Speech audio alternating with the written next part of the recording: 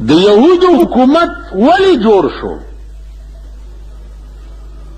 دا یو سوال دی او دا کړی د انګریز پادریانو دی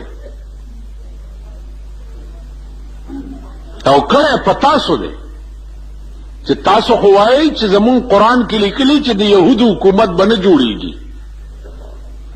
نو دا د یهودو حکومت جوړ ولې شو؟ ملا مسلمان ملا دې د دې جواب وکړي.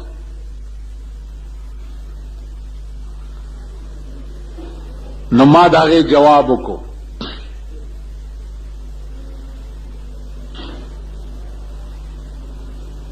او هغه جواب هم بیا لیکلی واستولو امریکن ایمبیسی ته چې قرآن که دا ویلی دي چې د یهودو حکومت به نه جوړېږي، نو قرآن په خپله د دې تفسیر کړی دی چې د یهودو حکومت به نه جوړېږي الا مگر خو به جوړېږي بحبل من الله وحبل من الناس. وای چاته یاد دی؟ ضربت علیهم الذلة والمسکنة. وای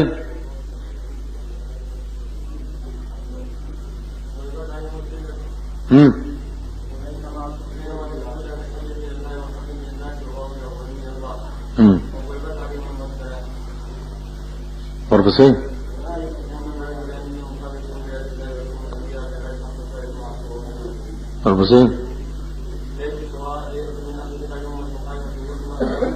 نوم دې آیات کې دی الا بحبل من الله وحبل من الناس. لیکي شته هم دې آیات کې دی. دا زمونږ حافظان دي که نه؟ نام چې روژه را نږدې شي ګردانونه تور تیر کړي.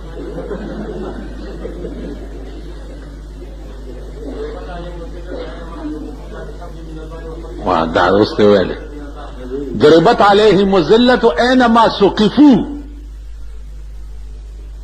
چرته چې دوی اوسېږي نو دوی به ذلیل وي.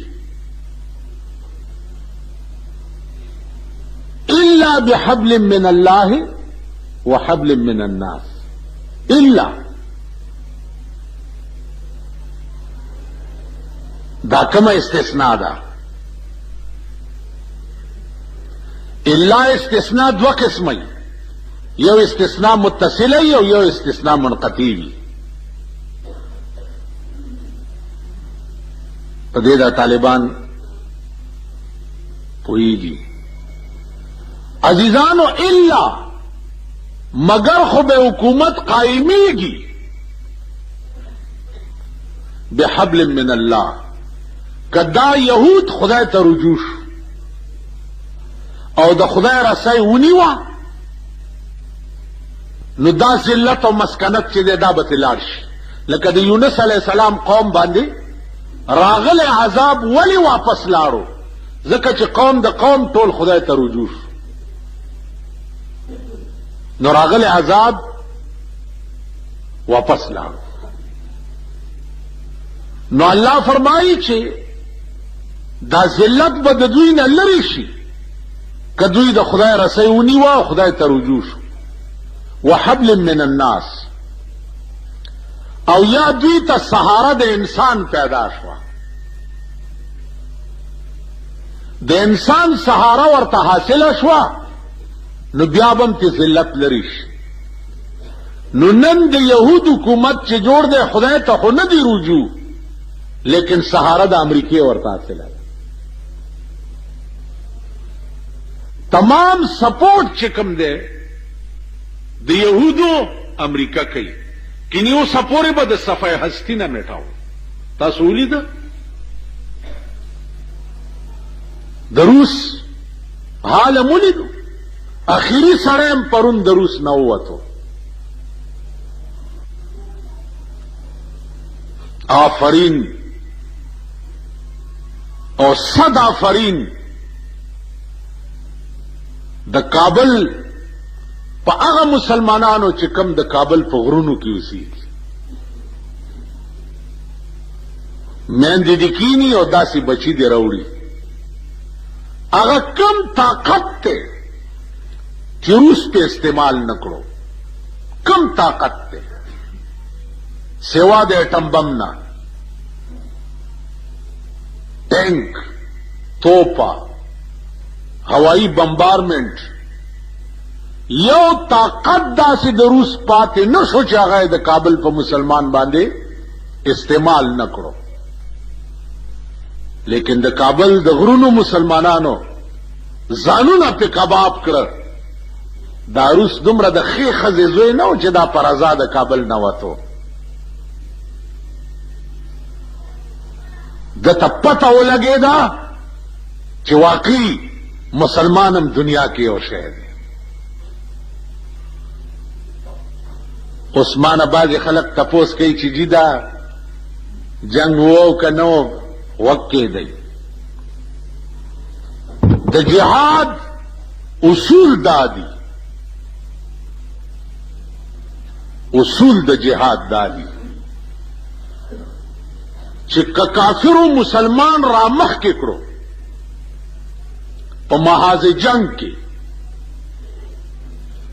او نیت داو چې دا مسلمانان به د دوی مسلمانانو لحاظ وساتي او مونږ به په مخ کې ورشو او ایڈوانس به پې وکړو نو اصول د جهاد دادي چې دا کم را مخ کې کړي دي دا د کافر نه اول اوویشتی شي او مړه دې کړی شي ځکه چې د دوی په سهارې باندې رستو کافرو ته بیا سپورټ حاصلي اصول د جهاد دادي نو عرض مې داو چې جهاد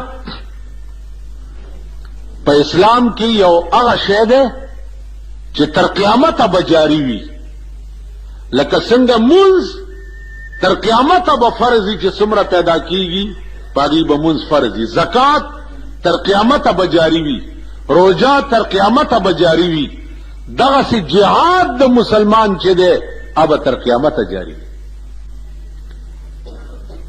تاسو وګورئ د بدن کې که د سړي لهړی په اوږی مونځ ورسره نه کېږي ټوکری په سري مونځ ورسره نه کېږي لیکن که یو سړي سره ټوپک او تماچا او کلاشنکوپ په غاړه کې ځوړند دي نو اسلام وایي چې دا چونکې اوزار دی د جهاد د مجاهد مونځ دې سره کېږي بیا وګورئ قبله ته چې مخ نه مونځ نه کېږي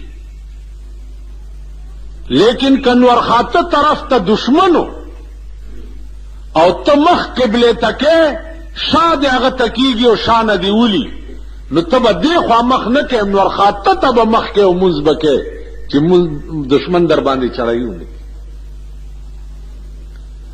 بیا اصول د جهاد دادي چې که خلق ګڼو نو بیا به داسې مونځ کې چې نیم کسانو به اوس دا بس ستاسو توتانه مو نه کړی شي دا منځونه